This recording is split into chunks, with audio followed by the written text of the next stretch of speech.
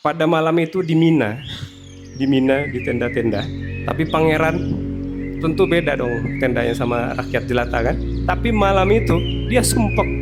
Akhirnya keluar tuh si pangeran, anaknya raja. Terus dia melihat ada bukit batu yang gelap. Nggak tahu dia juga kenapa. Apa yang mendorong dia pengen naik ke atas bukit itu malam-malam. Dia cuma bawa handphone, nggak bawa apa-apa. Sampai di atas, kaget dia ngeliatin ada satu kakek-kakek tua. Manusia, bukan setan, bukan jin, bukan malaikat. Tahu nggak kakek-kakek itu bilang apa? Dia bilang gini, kamu yang mau nganterin makanan malam saya hari ini, daging-daging kamu yang mau nganterin. Dia ngomong ke si pangeran tuh kayak gitu. Dia nggak tahu ini pangeran. Kata pangerannya, emang kamu pesan makanan? Emang kamu ada pesan makanan online kah? Atau ada sesuatu, ada orang yang memang janji anterin makanan? Dia bilang enggak. Dia bilang, saya pesan ke Allah. Saya barusan berdoa, kata dia. Kalau dia bilang, ya Allah, saya lapar, saya pengen makan daging yang enak. Kata pangerannya, kayaknya ini yang bikin saya langkah ke sini. Telepon pelayannya, tolong antarin makanan daging-daging semua ke sini. Dikasih tahu tempatnya. Nggak lama datang. Datangnya banyak, melebihi dari kebutuhan dia makan sendirian. Terus dia bilang gini, alhamdulillah, ini daging yang paling nikmat yang pernah saya makan, kata kakek. Kakek ini bilang lagi, sekarang saya butuh teh Yaman dengan daun mint. Terus diangkat lagi tangannya, ya Allah, ini makanan yang enak banget. Tapi saya lagi pengen minum teh pakai daun mint. Pangerannya lihat kiri kanan, kalian bawa daun mint sama teh, katanya kalau pegawai tadi. Enggak, cuma makanan aja, nggak bawa minum. Terus habis itu penasaran pangeran nih, siapa nanti yang akan datang nganterin gitu kan. Ternyata nggak ada yang nganterin, mereka turun ke bawah bawa makanannya. Kakeknya itu juga pengen turun. Pas nyampe di bawah, datang tuh kafilah dari Yaman pada mau haji. Terus kemudian ditawarkan makanan yang tadi, daging-daging tadi banyak kan, ditawarin, ini ada makanan tadi saya bawa kebanyakan, cuman buat si kakek ini, kalian mau makan silahkan makan. Nah orang-orang ini yang tadi dikasih makan bilang, wah Masya Allah, kita pas banget lagi butuh makan, lapar, tapi saya cuman punya teh ini. Teh ini coba diminum. Dia kasih 2 gelas, satu buat pangerannya, satu buat si kakek itu. Pas dituangin, si kakeknya bilang, daun mintnya mana? Kata dia, oh iya sebentar, ada daun mint. Jadi diambil daun mintnya di tasnya. Ambil beberapa daun, dipotong, dimasukin ke 2 gelas yang tadi si pangerannya sama si kakek tua. Lagi anget-anget minum. Diminum daun mint. Terus si pangerannya bilang gini, Masya Allah, selama ini saya hidup di istana, belum pernah menemukan teh ketemu daun mint itu yang kayak gini, ternyata rasanya enak banget. Kakeknya kemudian bilang, selesai terima kasih. Dan dia bilang kayak gini yang ketiga, saya ngantuk, kamu pulanglah sana, kata kakeknya. Saya mau tidur, kata kakeknya. Dia duduk di batu-batuan. Terus dia doa lagi, ya Allah, saya nggak bisa tidur nih di atas batu, saya mau tidur di kasur yang ada bantalnya. Pangerannya lihat lagi kiri kanan, siapa nih nanti yang akan anterin kasur dan bantalnya buat si kakek ini. Nggak lama datang tuh mobil dari pemerintahan Saudi, kerajaan-kerajaan, ngegelar tuh kasur-kasur, ada belasan kasur untuk yang kafilah-kafilah Yaman tadi yang baru datang. Di luaran kayak itu.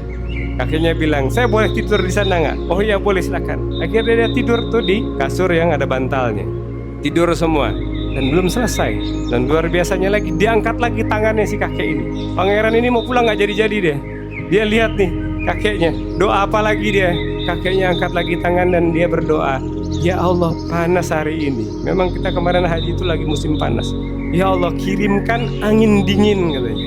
Dan gak lama kemudian, saksinya siapa? Semua orang yang ada di sana dan pangeran ini. Kemudian datang tuh angin dingin.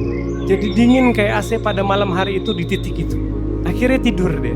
Pangeran ini ngapain coba kira-kira?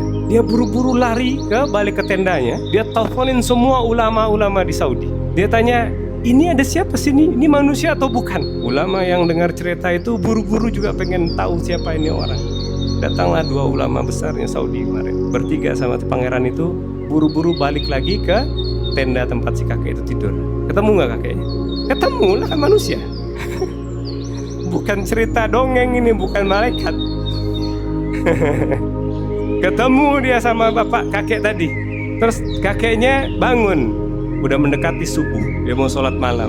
Dia bilang, saya mau wudhu. Pangerannya nanya, saya mau tahu kamu ini sebenarnya siapa, kata pangerannya. Saya dari tadi penasaran kamu itu siapa. Kata dia, saya hamba Allah, kata dia. Hamba Allah biasa sama seperti kalian semua. Pangerannya dibilang sama seperti kalian semua, nggak ridho dia. Dia keluarin kartu nama. Dia bilang, saya pangeran. Ini dua ulama besar, emang kamu nggak tahu? Katanya orang ini, saya tahu. Kalian adalah hamba Allah sama seperti saya, nggak ada bedanya. Kata pangerannya, kalau nanti, nih kartu nama saya pegang, kalau nanti kamu butuh apa aja, karena kamu orang soleh, kata dia, kamu butuh apa aja, tanya ke saya, minta ke saya. Sama dia dikembaliin lagi tuh kartu nama. Kata dia, saya nggak butuh kartu nama kamu, saya nggak punya handphone juga. Kalau saya butuh apa-apa, saya tinggal minta ke Tuhan kamu. Tuhan kamu dan Tuhan saya. Jadi saya nggak punya urusan sama manusia di dunia ini. Urusan saya cuma sama Allah, kata dia. Selesai dikembaliin kartu namanya. Masih belum selesai ceritanya. Pangerannya penasaran, dia tanya lagi, jadi kamu siapa? Dia bilang hamba Allah. Ya udahlah, kalau kamu nggak mau ngaku, doain aja saya, dari tadi kamu doanya makbul. Kata dia, akhirnya didoain pangerannya. Tapi belum selesai doanya, dia bilang, saya mau buru-buru, bentar lagi mau subuh, saya mau ke masjid, kata dia. Dan dari Mina ke Masjidil Haram itu nggak dekat, harus naik mobil.